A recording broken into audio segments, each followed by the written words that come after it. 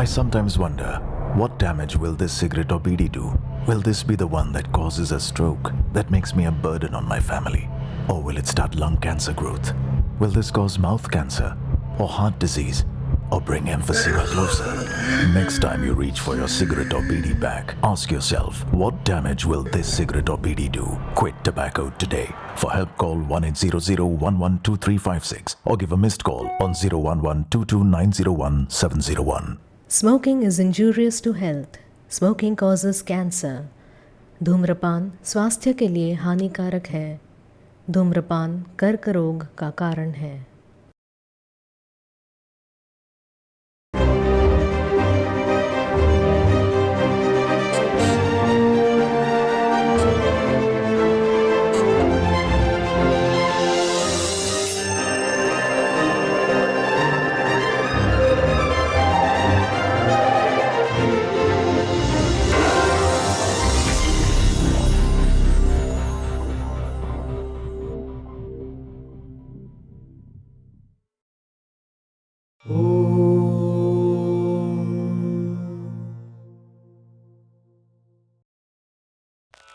মাঝে মাঝে তব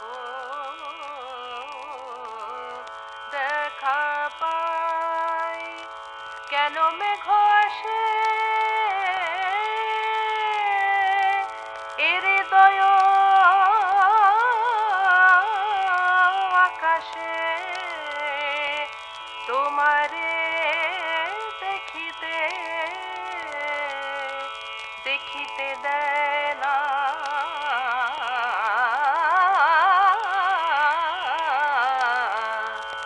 মাঝে মাঝে তব দেখা পাই.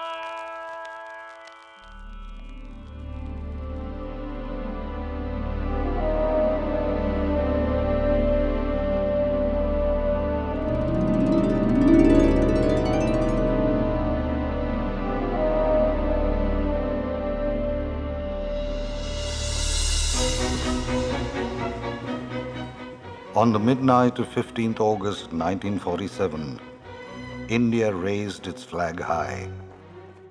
India attained freedom. The struggle for a free India began long ago.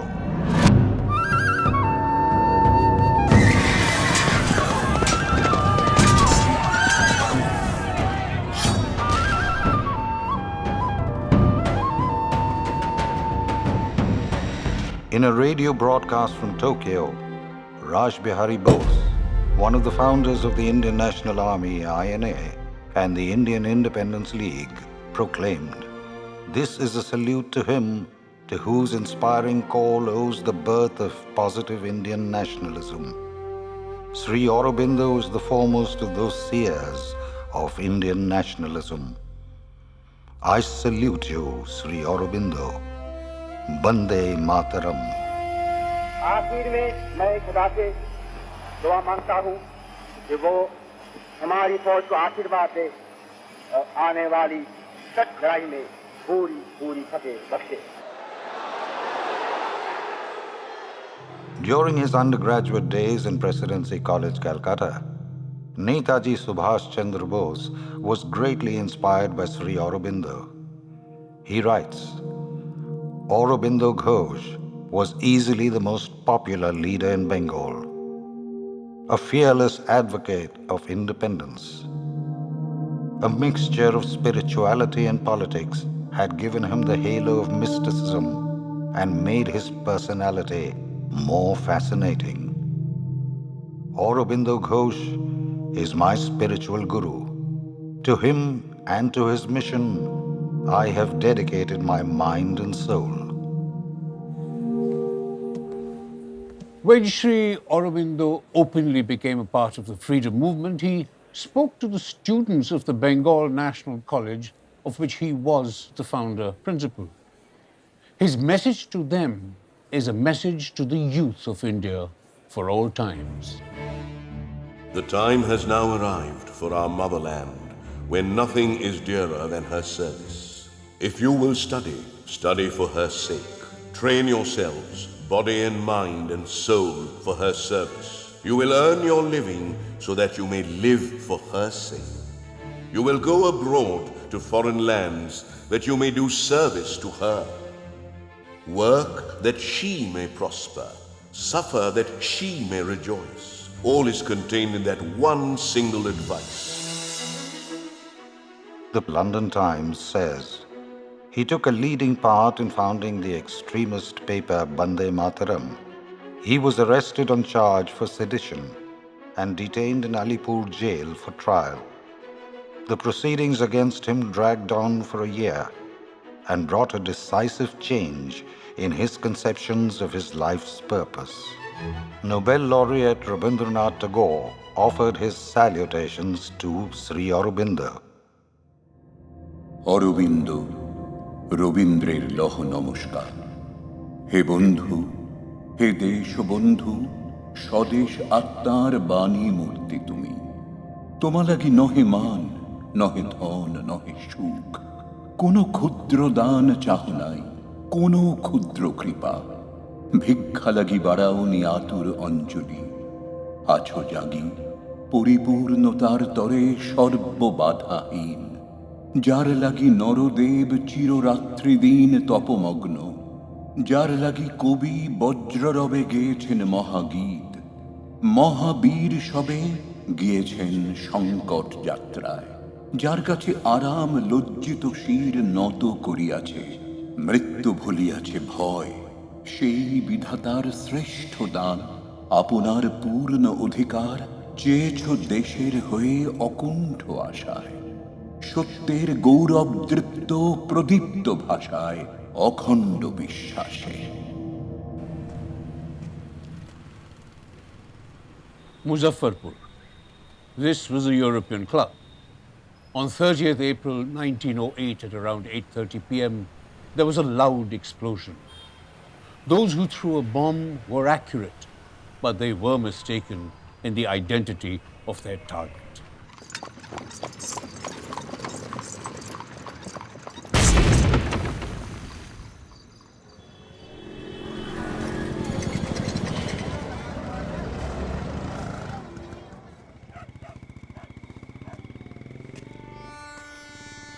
Khudiram Bose, along with Prafulla Chaki, attempted to assassinate British magistrate Douglas Kingsford by throwing a bomb on the carriage they suspected Kingsford was in. Kingsford derived great pleasure from whipping and torturing revolutionaries and was nicknamed the Butcher of Lal Bazar. Khudiram was arrested after he walked 25 miles to Waini, which is now known as the Khudiram Bose Pusa railway station. This is that spot. Khudiram was sentenced to death. He walked to the gallows firmly and cheerfully and continued to smile as a black cap was drawn over his head. At the time of his hanging, Khudiram was 18 years, 8 months, and 11 days old.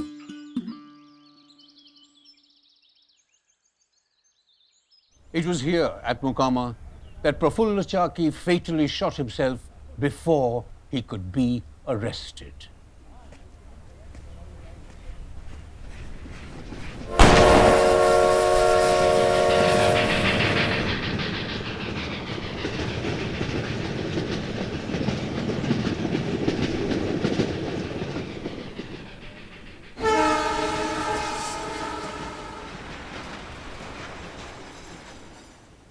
But what was the source of the bomb? Joshidi is a railway station that connects Deoghar in Jharkhand to other cities. It was the beginning of 1908.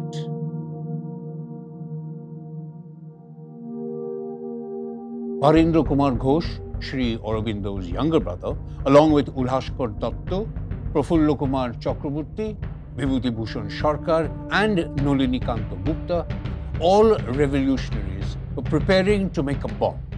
Now, one afternoon, the five headed to this secluded Dighiria hill to test. And the bomb did burst.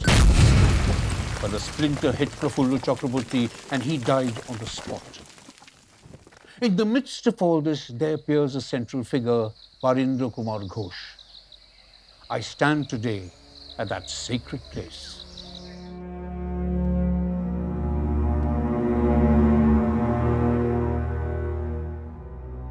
Several years later, Charles Taggart, who headed the detective department, went to the cellular jail to record some confessions.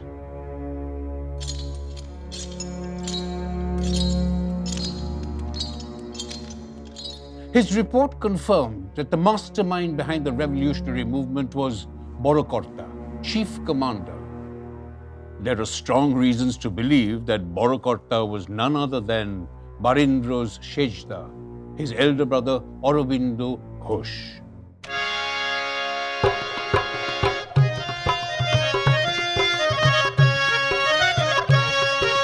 शहीदों के खून अजिए पुकारा उठाए जंगी नारा शहीदों के खून अजिए पुकारा उठाए जंगी नारा डर के मारे चौक उठा ल अंग्रेजी सरकार डर के मारे चौक उठा अंग्रेजी सरकार तो 2 मई 1908 सन सुबह 5:30 पुलिस सुपरिटेंडेंट साहब मोरलो छप्पाऊ के घर लेकर हाथ में सरज वारंट ढूंढलो घर दफ्तार लेकर हाथ में सरज वारंट ढूंढलो घर दफ्तार सरज के नाम पे देखो बबुआ का हो खेला ई का हो खेला जैसन कमल बान में बौरा हाथी मचैला अपना खेला जैसन कमल बान में बौरा हाथी मचैले अपना खेला ई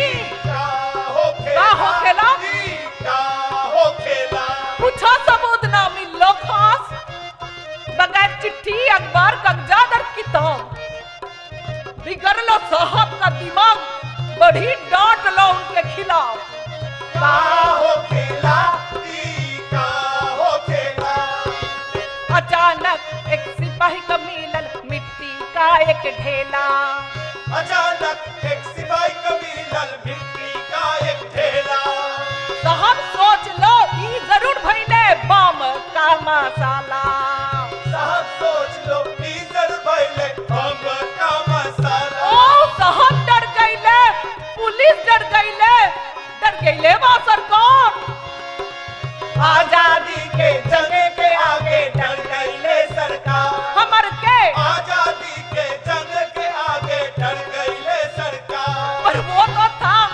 दक्षिणेश्वर धाम का पवित्र मिट्टी जो लाए थे पूजन के लिए वही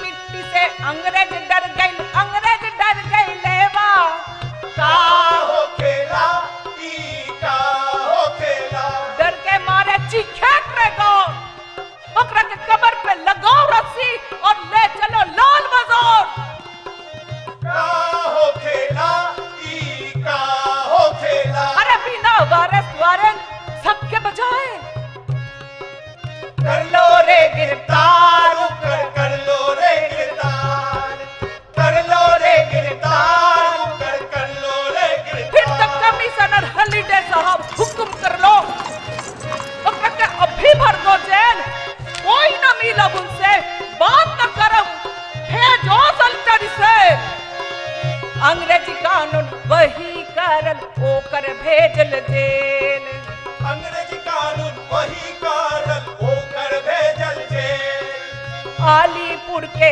सल्टनी सेल भैया सालीटारी सेल आलीपुर के सलिटरी सेल भैया सालीटारी सेल आलीपुर के सलिटरी सेल भैया सालीटारी cell Aurobindo Ghosh was sent to this solitary cell in Alipore jail on the 5th of May 1908. Now, these cells were designed to break the spirit of the prisoners. If only the walls could speak, you'd hear him. My solitary cell was 9 feet long and 5 feet in width. It had no windows. In front stood strong iron bars. This cage was my appointed abode. One plate and bowl used to adorn the courtyard. If one pressed one's fingers a little hard on the plate's surface, it would start flying in a circle, like the whirling dervishes of Arabia.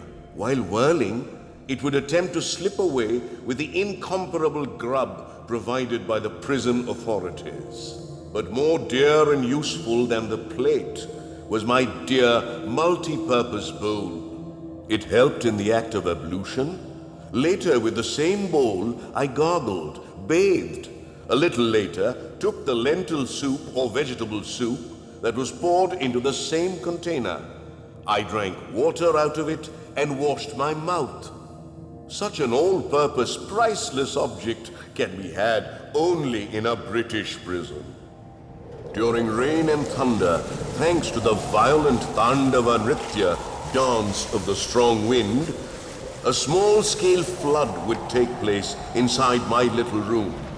After that, there was no alternative but to rush to a corner with a wet blanket. The only dry areas were near the WC, but one did not feel like placing the blankets there. This is the cell. I acquired an unsought lesson in controlling my sense of disgust.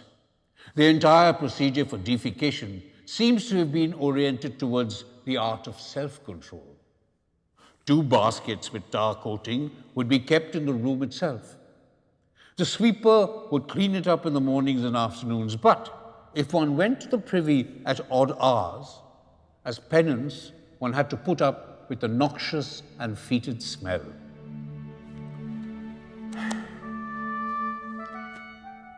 The British administration was greatly afraid, anxious and nervous. Lieutenant Governor of Bengal, Sir Andrew Fraser, wrote to the Governor General of India, Lord Minto, about Sri Aurobindo. He is not quite sane. He is a leader.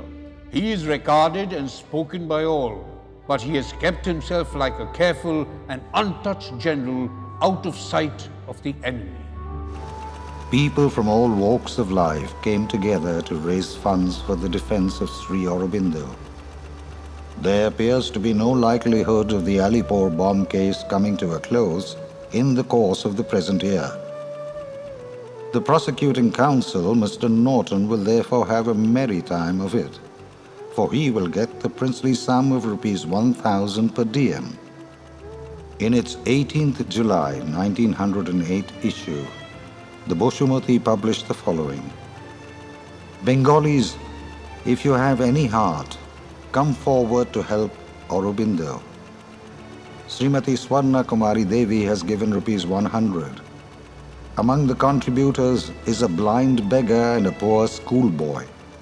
The boy used to spend 2 pice every day for his lunch, and he has been denying himself the daily necessity and paying the amount to Aurobindo Defence Fund. The Sessions Court trial began on 20th October 1908. At first, his mind was greatly perturbed at being dragged from the silence of solitary confinement to the noise of the world outside.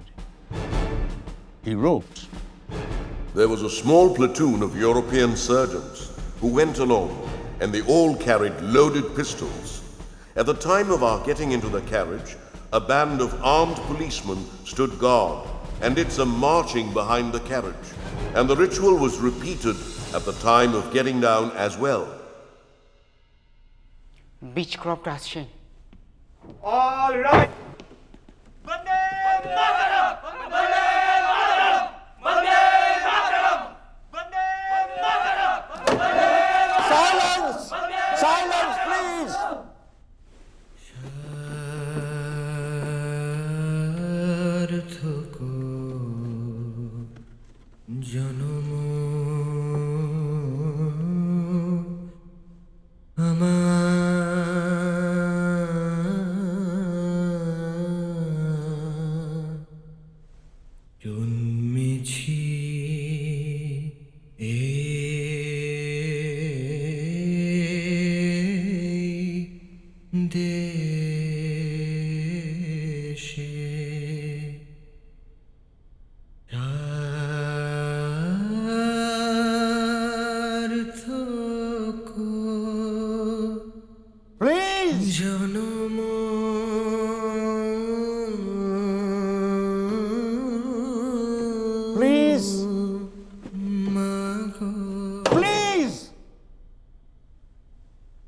Thank you.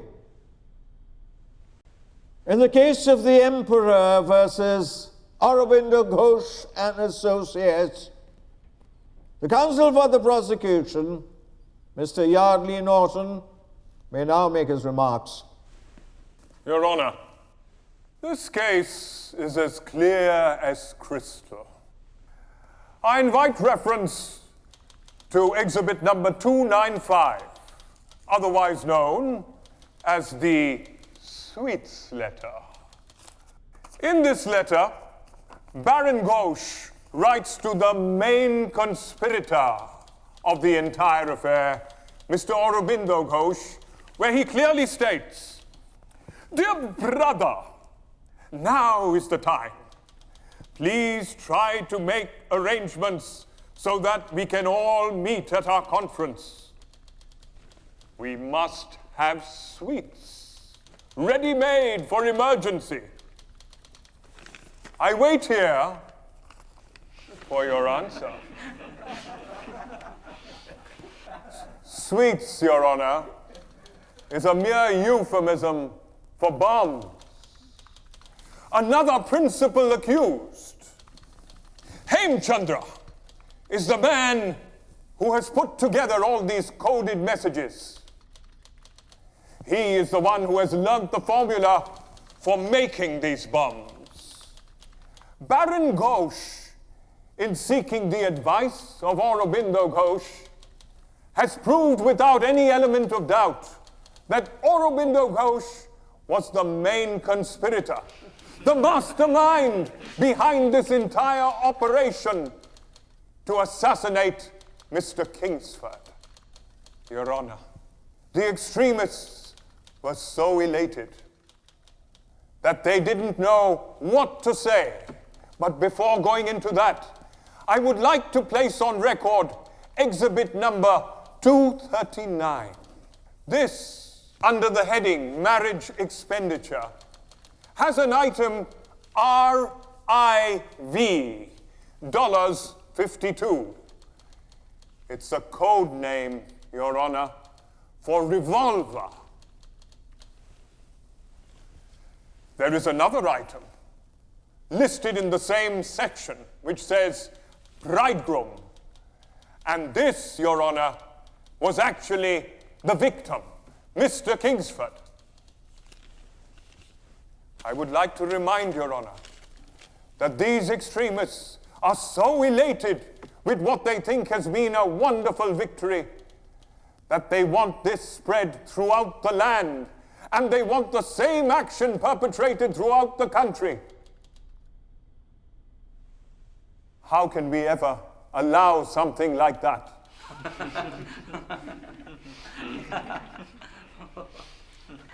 During his detention in the prison, Aurobindo Ghosh's life underwent a major transformation. He recounts, During the 1 year's imprisonment, human relations would cease. I'd have to live like an animal in a cage. But it would be more appropriate to speak of a year's living in a forest, in an ashram or hermitage. The British prison was the ashram. The only result of the wrath of the British government was that I found God. For the first time among the thieves, robbers, and killers, in human body I could realize the divine presence. When I would return to the world of activity, it would not be the same old familiar Aurobindo Ghosh. Rather, it would be a new being, a new character, intellect, life, mind, embarking upon a new course of action that would come out of the ashram at Alipore. Lauren, he has stamped approval. We continue our hearing of our case, the Emperor versus Aurobindo Ghosh and Associates. Mr. Norton, you may begin your questioning of the witness for the prosecution. Please answer in the affirmative or the negative, that is, ha or na. Do you understand? Huh. Do you have any information about the criminal activities of Aurobindo Ghosh to give this court? Huh.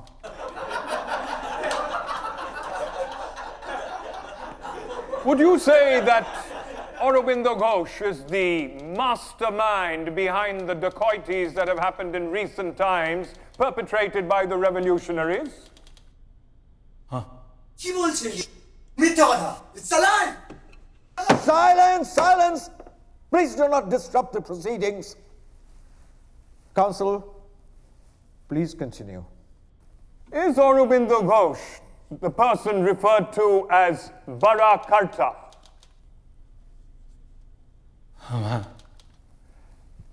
And is Aurobindo Ghosh the person that all the revolutionaries in the country refer to as Barakarta?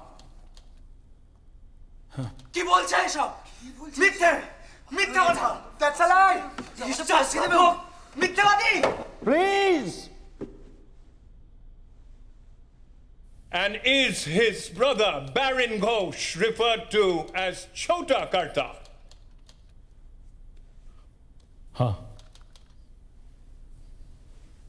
Your Honor, I would like to inform you that Aurobindo Ghosh is treated with the reverence of a king wherever he goes. In fact, he's regarded not merely as the leader of Bengal, but as the leader of the entire country.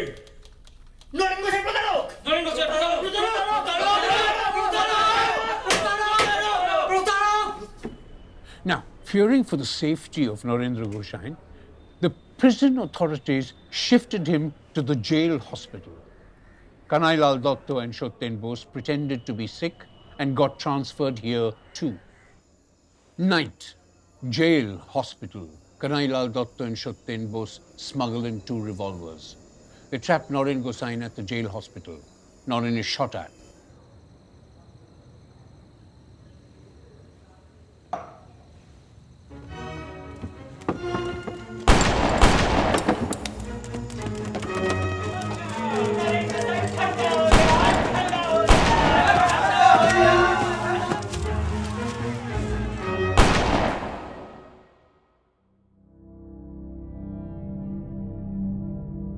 Kanai and Satyan were awarded the death sentence. Kanai was hanged in the early morning of 10th November 1908. Eyewitness reports say he was serene in his final days. On the eve of his execution, he slept soundly. He woke up at 4 a.m., took a bath, and finished his prayers. Then he read from the Gita and the Bhagavatam. At 6 in the morning, he walked briskly to the gallows and stood firm, erect and fearless, as the noose was placed around his neck. A quiet smile remained on his lips. He had offered his life for his motherland. He was just 20 years old.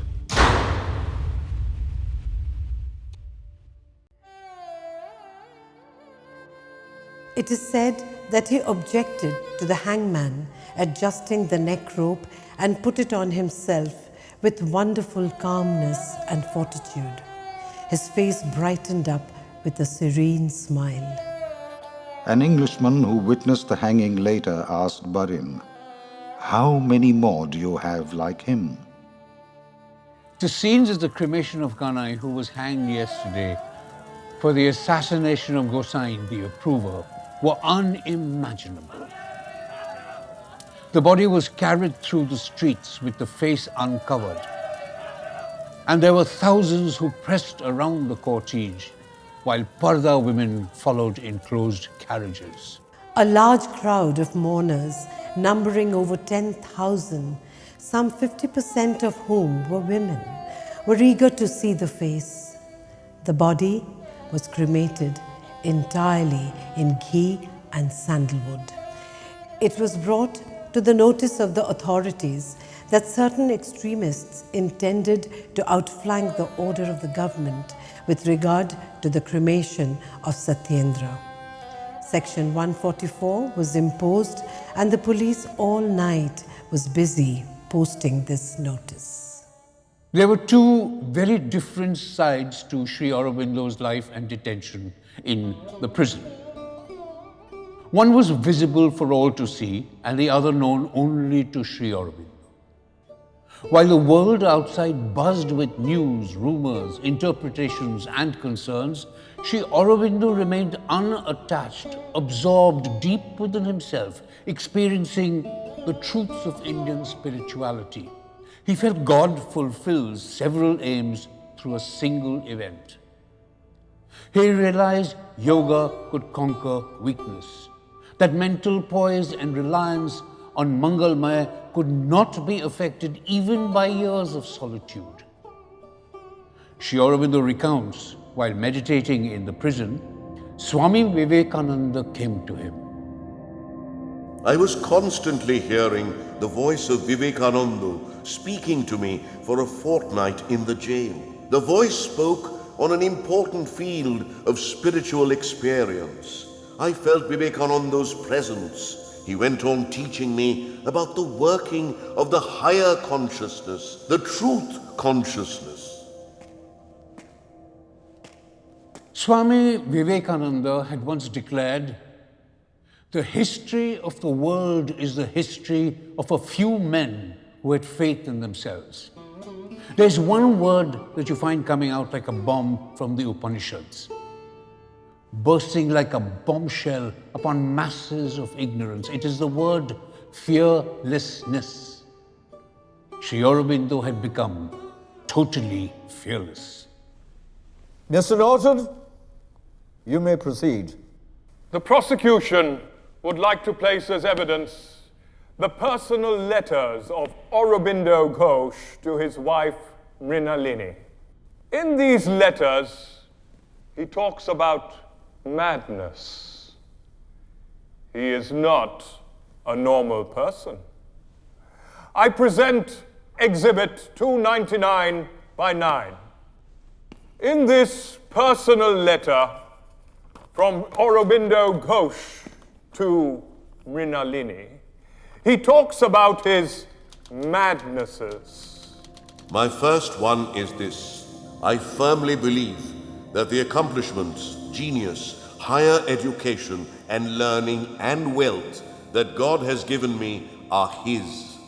My second madness, by whatever means, I must have the direct vision of God. My third madness is that while others look upon their countries as an inert piece of matter, a few meadows and fields, forests and hills and rivers, I look upon my country as the mother. I worship her and adore her. This feeling is not new in me. It is not of today. I was born with it. It is in my very marrow. God sent me to earth to accomplish this great mission.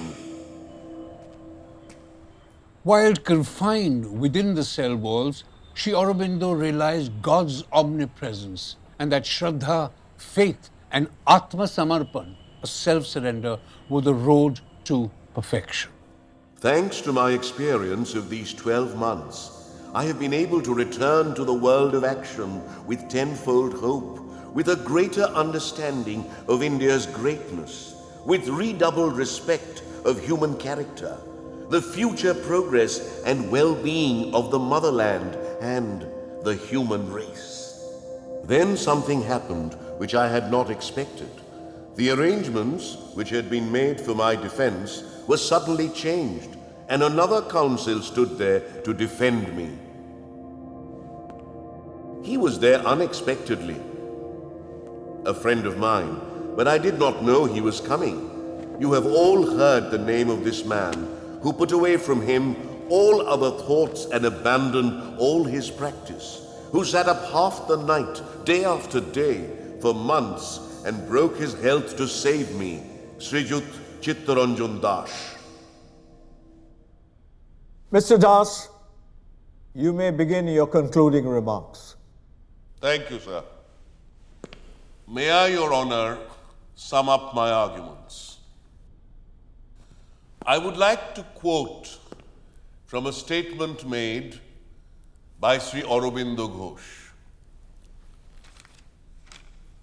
If to aspire to independence or to preach freedom for one's country is a crime, then I am a criminal and let me be punished. There is nothing in the prosecution's arguments nor any evidence to establish that my respected client, Sri Aurobindo Ghosh, was in any way involved in the Muzaffarpur bombing incident. Nor is there anything that points to his being a principal conspirator or a mentor to those who have been labeled as extremists. The so-called incriminating letter is a forgery manufactured by the prosecution and the police.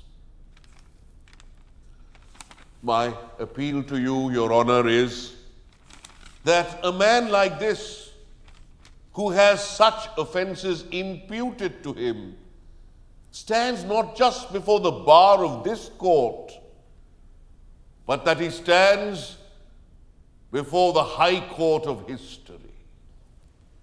Long after this controversy is hushed in silence, long after all this turmoil and agitation has ceased, long after he is dead and gone, he will be remembered as a poet of patriotism, as the prophet of nationalism, and a lover of humanity. The time has come for you, sir, to consider your judgment, and for you, gentlemen, to consider your verdict.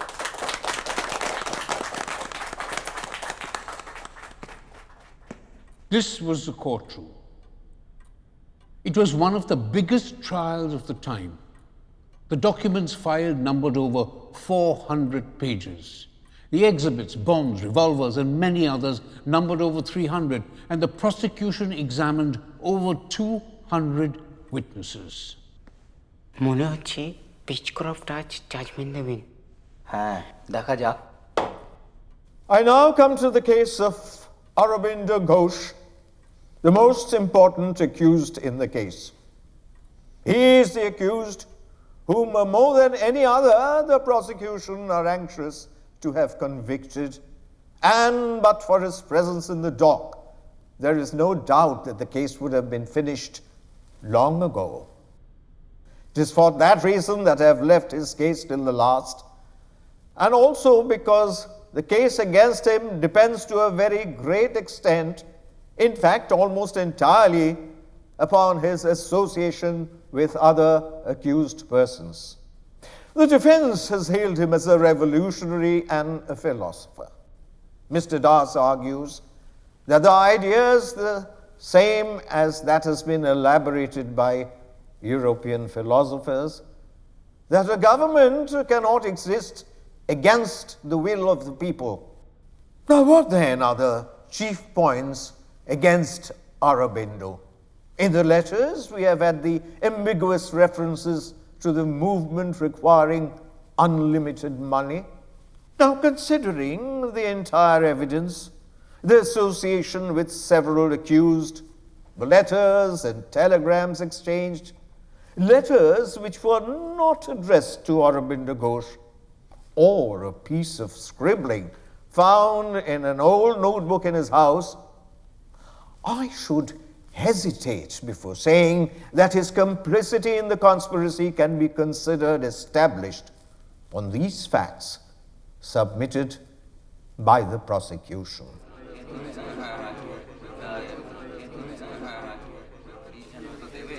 In his favor, we have the fact that he has in the columns of the Mande Materum deprecated violence.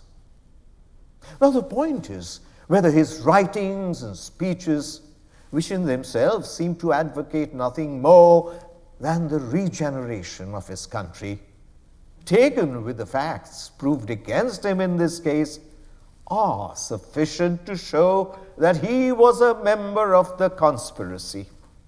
And taking all the evidence together, I am of opinion that it falls short of such proof as would justify me in finding him guilty of so serious a crime.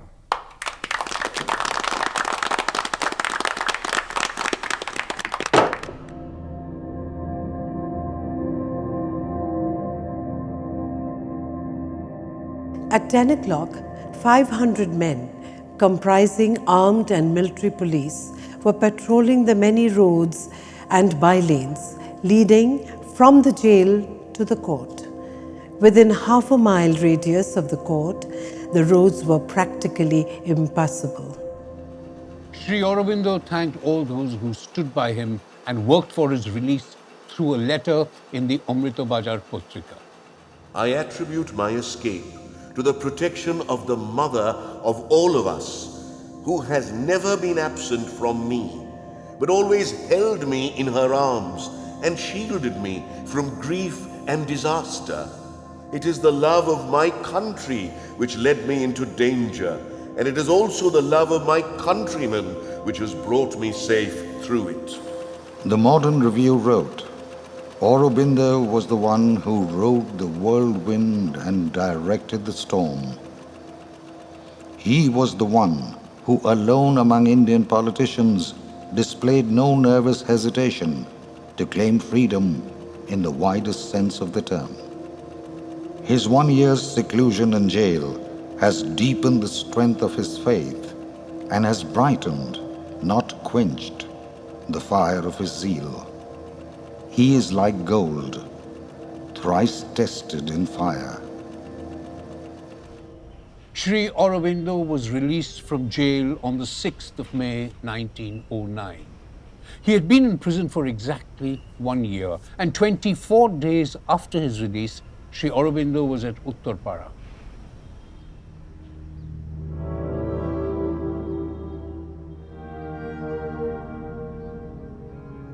Here he shared his inner spiritual awakening and experience in the prison cell. When I was asked to speak to you, it was my intention to say a few words. I do not know now whether I shall fulfill that intention. I have to speak to the whole of the Indian nation. When I went to jail, the whole country was alive with the cry of Bande Mataram. At the prison, a voice came to me from within.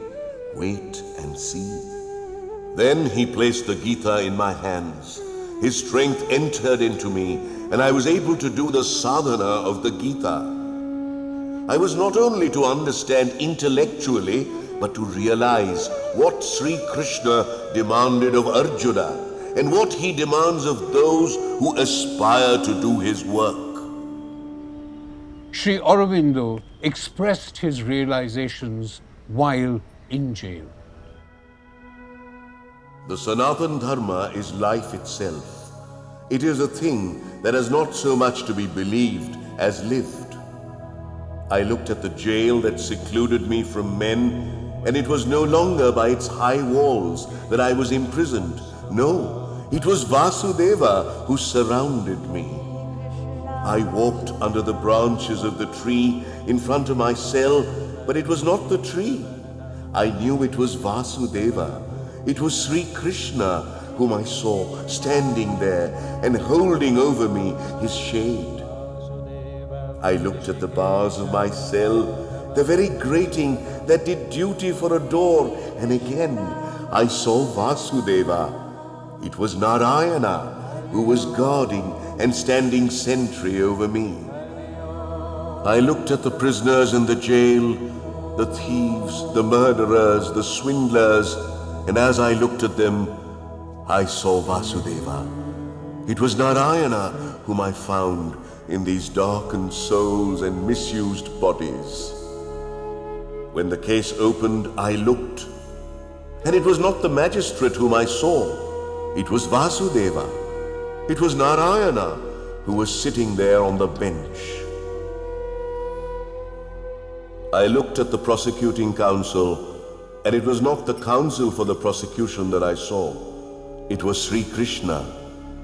It was my lover and friend who sat there and smiled. Now do you fear? He said, I am in all men, and I overrule their actions and their words.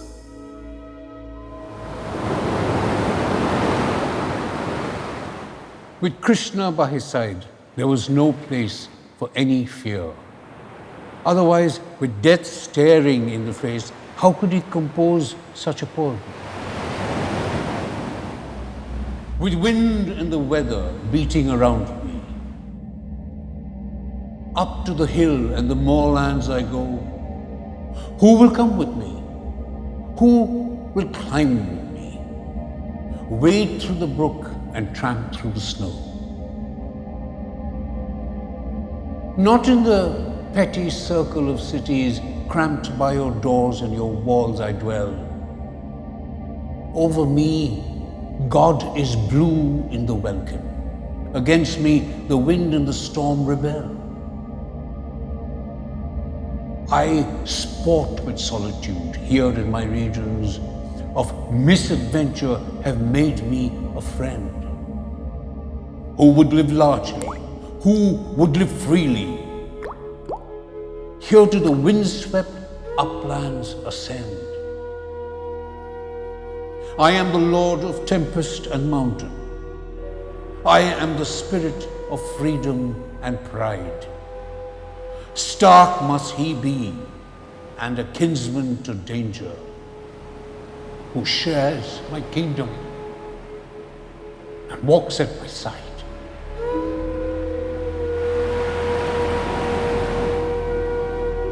The British government found itself in a quandary. Sri Aurobindo was discussed in the British Parliament and even roused a feeling of admiration from some of the leaders, including Mr. Keir Hardie, the founder of the Labour Party, and Mr. James Ramsay MacDonald, who later became the Prime Minister of Great Britain. Mr. MacDonald raised several questions related to Sri Aurobindo and the handling of his case by the British government. The exchange of mails between Lord Minto, the Viceroy and Governor-General of India, and Lord Morley, the Secretary of State for India, bear testimony. Lord Minto wrote to Lord Morley on the 14th of April 1910, I have been somewhat dismayed by the questions in the House of Commons about Aurobindo Ghosh. He is the most dangerous man we have to deal with at present, and he has great influence with the student class. I believe every effort has been made by his Indian friends to reclaim him, and they tell me it is hopeless. Lord Morley responded, As to the famous Aurobindo, you are mistaken if you think that there is any sympathy with him at home. That is not the point. The point is, in my mind, the institution of proceedings against him was a foolish blunder from the side of policy. The British government was frustrated. Sri Aurobindo had been found not guilty and released by the court, and he was not to be found. He just disappeared. Lord Minto wrote to Lord Morley. In the meanwhile, Aurobindo is in Pondicherry, where he seems to have formed some undesirable French connections and will probably sail for France. The transformed Sri Aurobindo was indeed in Pondicherry.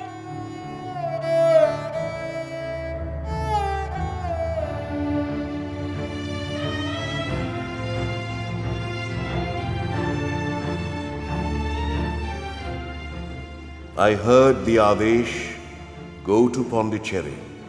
I could not question. It was Sri Krishna's Adesh. Later I discovered it was for the ashram work, for the yogic work. On 15th August 1947, India attained her independence. On its eve, the 14th August, Sri Aurobindo was invited by All India Radio to give a message to the nation. He said that August 15th was his own birthday, and he took this not as a fortuitous coincidence, but as the sanction and seal of the divine force on his work. He spoke of his 5 dreams, of a free and united India, where the partition and division had to go, of the resurgence and liberation of the peoples of Asia, of a world union, of a fairer, brighter, and nobler life for all mankind, of the spiritual gift of India to the world, and finally, of a step in evolution which would raise man to a higher and larger consciousness. Sri Aurobindo gave his vision of a new India and the role it had to play in the future. This is what he said.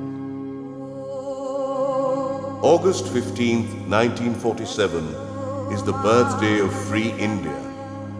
It marks for her the end of an old era, the beginnings of a new age.